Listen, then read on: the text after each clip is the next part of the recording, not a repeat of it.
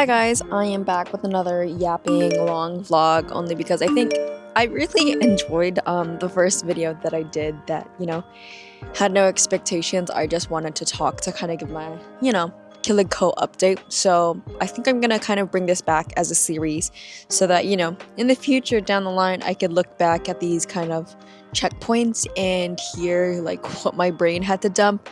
But yeah, I'm in a different environment because I obviously embroider everything. I'm inside all day. I decided to do something different. But yeah, so let's talk about FAHM 2025. I didn't expect to like talk about this like right now. I was just like, you know what, let me just do it. So excuse me if I'm pausing to remember because it went by so fast that I honestly can't even remember. I'll probably have to like pull up my Instagram to remember like each week. But this FAHM 2025 was the first time I had like back to back events every single week, and I've never experienced that before. Usually when I have events, it'll maybe be like, 2 in like a month, but like I'll have time to like prep for it. And yeah, this one was kind of just like a lot for me, and it was, a reality learning check because I have to embroider everything and prepare for all of the events. Like, of course, I'll have my family there to help me like set up and everything, but it's honestly just like really tiring on me to have to make everything. But then after every event, it's like, okay, like I have to also clean up my workspace because it gets messy, and then organize it. Someone's pulling up, sorry, I get nervous. But yeah, so all of that is just so, I don't know, it wasn't a system that I had fully organized yet or like processed. Like, for example, I inventory everything before each event. But if I say, for example, put it all into like Shopify, and then every time that they actually order it, I take it off, then I don't have to recount it every single time. But yeah, so that's an example. Another thing is like when I do, the hangers and stuff, some people actually keep it on the hangers and then just place it up, and that's obviously a lot easier. But then for me, every event I have to take off like the clothes off the hangers and then pack it. So yeah, it's just like doing that every single week. I was just like, okay, that was just a lot to have to go through, but it was fine. But yeah, so that was just one of my thoughts. But yeah, I think by the end of it, I kind of like at least got the hang of it. But yeah, I think, let me try to remember like what all my events were. But yeah, so we were at Second and PCH. That one was like a record breaking day, so I really enjoyed that and seeing everybody. And Second and PCH is always just like a fun place to be around because it's in Long Beach. It's a great area to just like shop around and stuff like that. Okay, and then let me think of what the next one was. I know that I was in Torrance, so by Nature Studio. I was also there for a little roots and root like market. So that one was indoor at a photography studio. So this one was a bit more like limited in terms of like it wasn't a whole like shopping center, things like that, but it was pretty fun. It was small enough for me to basically leave the booth and basically talk to all the other vendors. So I tried to like kind of make it a point to like, okay, let me see if I can support as much vendors as I can, but at the same time I'm like, I also need to make profit first before I'm like spending everything else. But yeah, so that was like a really fun day. What else? I was also at Riot Games. That was exciting. Usually last year actually I was at Riot Games as well for their first ever like FAHM night market. This year was a bit different because they didn't have performances. So there was performances last year. Last year we were also able to like eat in the dining hall, and it was like Filipino food, so that was different this year as well. But they actually had a DJ, so that was cool. And then yeah, I think there was a lot of familiar vendors too, so it was nice to just like see everybody at the same time too. But yeah, so there's that event. What other events? Oh, I did a rock climbing event in, what city was this? Fountain Valley at Strongholds climbing gym. That one I was just like, okay, sorry, there was a B. That one I actually really enjoyed, only because I was like, let me just say yes to this. It's not my usual cup of tea. I don't even rock climb, but I have been trying to get into rock climbing. Like I've kind of been in this mode to like, oh, let me just try like a bunch of new like skills or like random hobbies. But yeah, so I did that, and they were able to get like the vendors free like climbing gear or whatever, like to participate.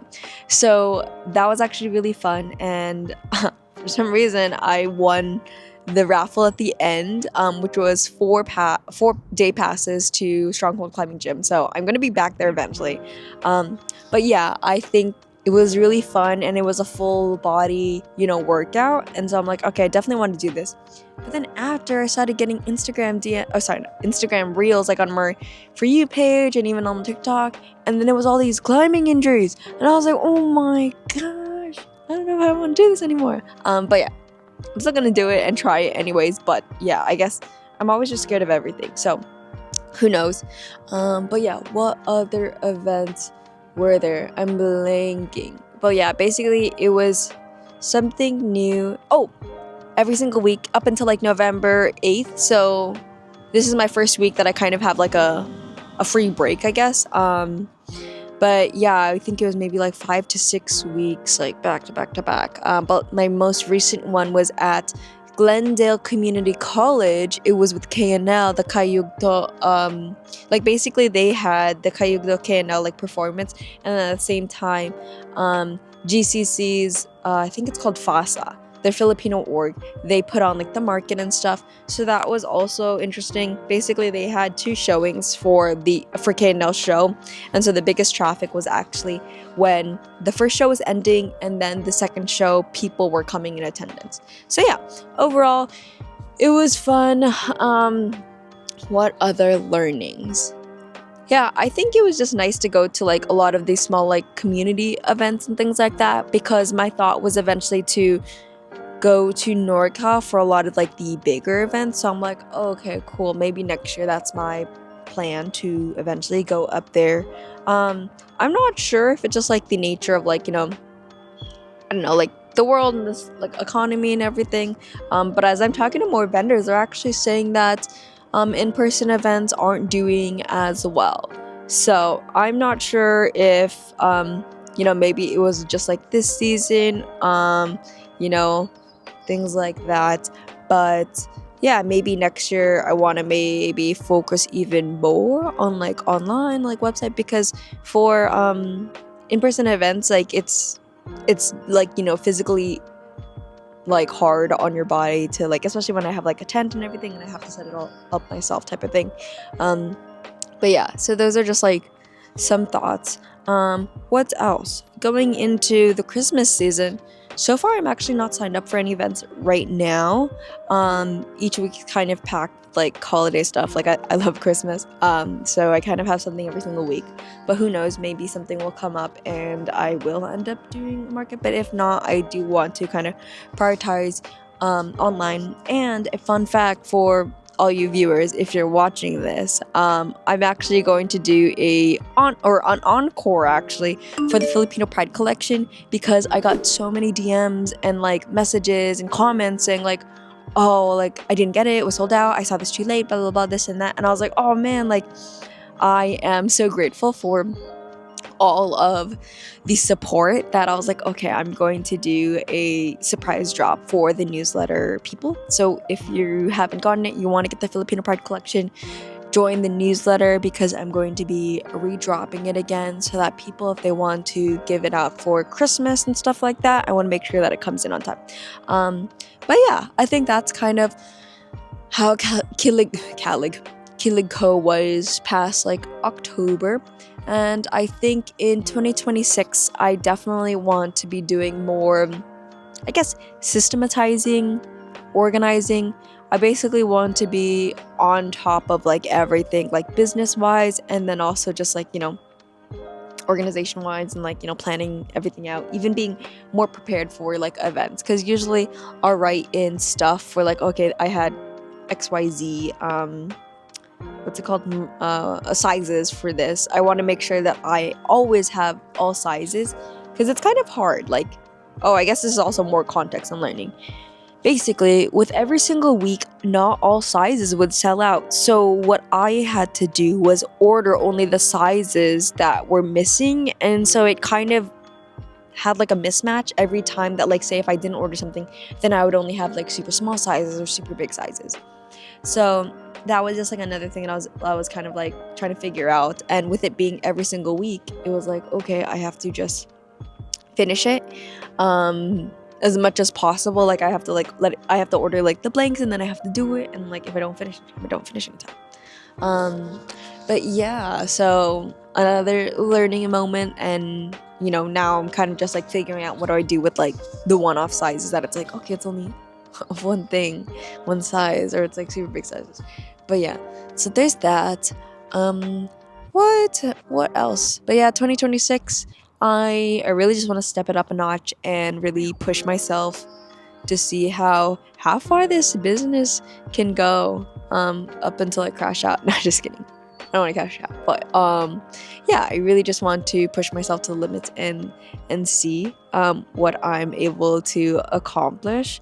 I'm excited to create more designs and stuff, like from the very beginning. Well, actually, I do have like this one prototype that I'm in the process of making, which is actually really cool to see, because in my very early sketches, like I can't show it right now, but I can talk about it. In my very early sketches, it was one of the ideas that I originally wanted for Kilig Ko. And now that I'm kind of at the point of like, I guess, enough learning to an extent where I'm like, okay, I wasn't ready for it before, but now I am. I think it's cool to kind of see myself actually do and create the things that I want to create, because when Kilig Ko first started, like I wasn't fully sure where I wanted to go. I was kind of jumping into things before I was even fully ready to even commit to these things. But yeah, so the next pieces, I'm actually really excited. It's kind of going to be a bit different, but in a good way. I want to kind of have a range of products. Like obviously I have, things inspired by like food and like sayings and different like words and stuff like that. Okay, I'm back. Sorry, I had to help something. But anyways, but yeah, overall 2026 will be a good year. I think maybe I'll do another one for like projections and kind of where I see myself going and all that. Sorry, I was sharing my mouth. But yeah, I just want to be creating more content. I want to be taking you guys along the journey even more, and I just really want to make cool shit. Like, I don't know, man. I think, starting this business was a jump. It was a huge leap in itself, because I was like, I don't know what I'm doing. I didn't go to school for fashion. I didn't go to business school or anything. So a lot of it was me and imposter syndrome that I couldn't do this. But I think, having if I could tell anybody to do anything, like I would say like start your business type of thing, it kind of really forces you to kind of like be self-sufficient and be very crafty with like, things that you have and learning things about yourself.